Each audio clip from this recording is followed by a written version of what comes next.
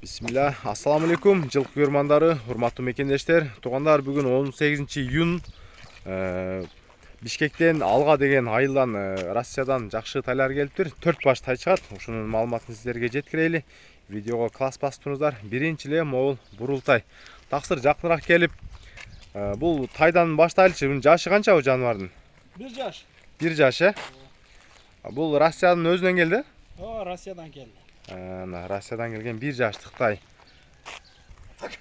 Мына бурул жаныбар жашы 1 жаш экен.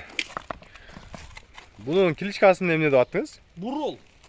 Жөн эле бурултай, Бурултай. Мына бурултай.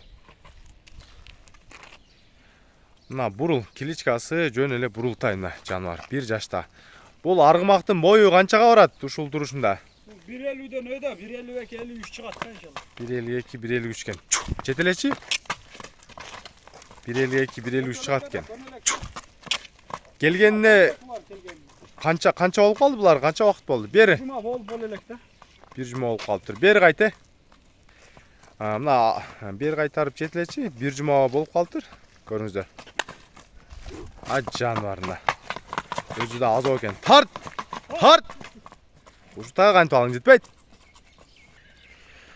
Мына эми буту колунда мен жакындан көрсөтүп коеюн. Негизи мына кашкабагын көрүңүздөр. Буттарында эч бир жеринде дефекттери жок дейт байкебиз. Мына өзү бурул. Зака, возможность болсо тишин аччы. Ачтырабы экен. Эми баа бою чоң болуп калат да кедечи, анан көп ишенбей калат. Могу тиштер көрүңүздөр, бар жогу крупный болгон, чоң.